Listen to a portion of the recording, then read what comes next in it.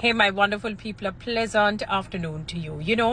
I did a video talking about the PM's announcement, Prime Minister Andrew Holness's announcement of the new, some would be just basically newly minted or officially put in the position, such as Matthew Samuda in his current ministerial post, and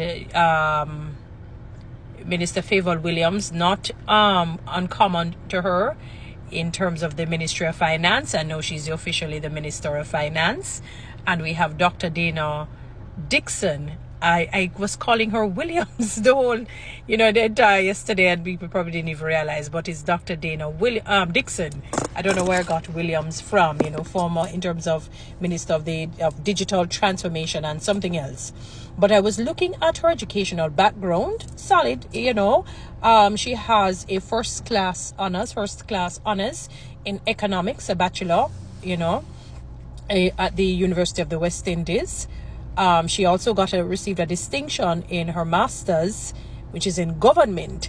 And she had done her dissertation, her PhD at Joseph College, I suppose, that's the name of it, where she did international studies. So she has she's multifaceted. That's the word I was trying to find. Multidimensional, skilled. Has as I said, her first degree is in economics. The other one is in government. The master's and the PhD is international studies. So that is a very good mix. So it's almost like she can cross ministries. She could go over to finance. She's in education, coming from the digital transformation and so on. So, she has a solid belt, under her loins. My apologies, people. She's, girded strong, I think it said that she was a managing director of Jamaica National, some aspect of Jamaica National. I didn't continue to read the entire article, but this is a woman with experience in managing and directing, leading people, leading a group of people. So she's no novice to managing and directing, so to speak. And we're not talking like directing like you're saying this, you know what I'm talking about. Some level of governance, leading. I was pleasantly surprised because when I saw that, I said, I thought that was a good choice without knowing her background. Sometimes, the Bible talks about man looks at the outward appearance, but God looks at the heart. We can only go with what we see on the outward. And just listening by how she speaks, and so forth. And from the mere fact she had gotten the minister of, the whole digital transformation, I said, this is somebody that, must be, well educated and has some solid knowledge and experience, for her to be put over into the Ministry of Education. I was listening to the news last evening. I'm so sorry that I missed Deon Jackson Miller's program where he was, I know it was something that happened before, talking with Dr. Nigel Clark. I probably will go online to look at it. And maybe it's something I watched already. And she had mentioned that this is a ministry where basically she says is funded the most. Naturally, it would be. It certainly would be, because we're dealing with children at the primary prep level, secondary, which is high school, and then tertiary level. So, and then you have to deal with the administration. So you have, legs all over. You're dealing with the entire package, where education is concerned. And I'm hoping that this lady has a passion to see Jamaica growing. One of the things that I would love for her to, really take heavy focus on is the early childhood education. And I'm saying that because when I listen to her, like I've often said to some people that I would talk to, I say, one of the things that is a little bit disappointing, and you see the disparity, from, some people, not all, disparity between the rich and the poor. You have the indigent, which is the poor, you have the middle class, although they said it, that has been excommunicated, we don't know. And then you have the rich.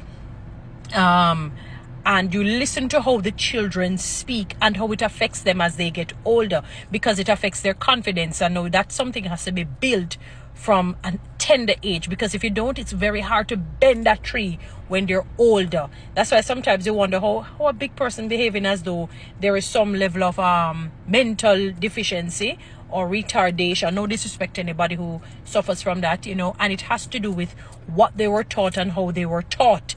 How they were taught as well, and what they were taught, and how exposed he or she may have been. It bothers me, so much when I look at children who move all the way up into the secondary level, and when they say that some of these high schools children are reading at the basic school level or below the grade 4 level, and they were showing an example of a young boy, like for example the teacher would be putting up the letter 4, F-O-U-R, and this big high school student is saying F.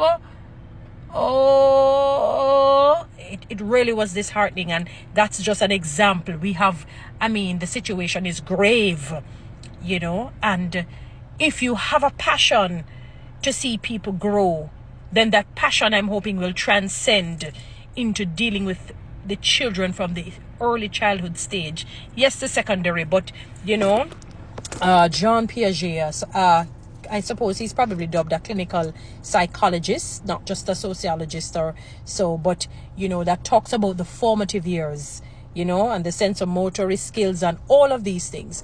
Basically, when you read his and another, let's call it sort of psychologists, I would call them in a sense, or theorists, the significant years of a human being's life, if you want to see what that generally that individual is going to become, 0 to 7, but really 0 to 12.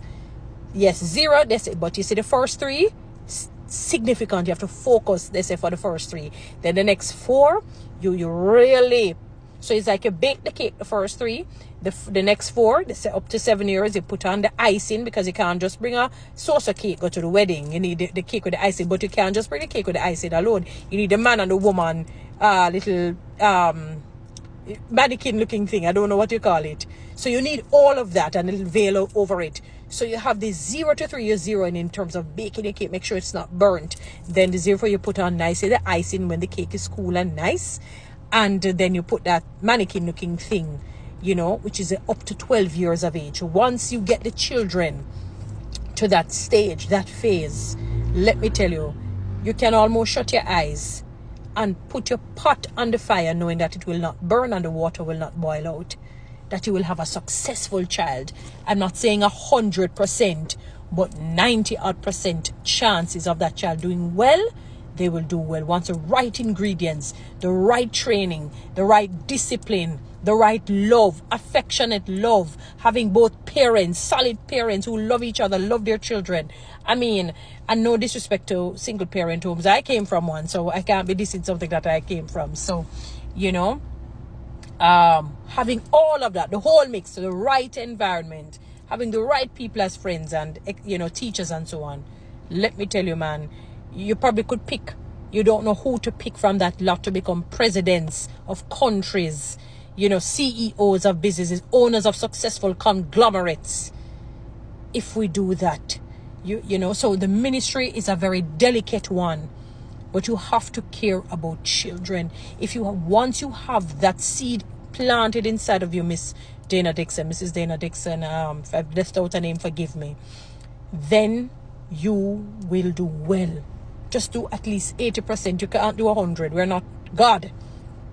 We're flawed beings, and we're allowed to flawed. So I'm just saying it that way. Not to laud and to glory in wrong. That's not what I'm saying. In other words, we can't separate from our broken state. And I'm talking where we're born in sin and shaped in iniquity. We're flawed beings. But at least we should strive for excellence and say, you know what? I'm going to do better tomorrow. Every day, tomorrow I'm going to do better, and I work towards doing better. We're going to call things that are not as though they are. So you have a very delicate, you say more money is pumped into this ministry than the others. You just have a passion, compassion and love for your job and for the children and for the teachers. You hear how over the years how they've been bawling and crying out. Ensure that you do your best and be a good human being, so that that blessing will fall to the next generation, the next in your own personal life. Be a good person.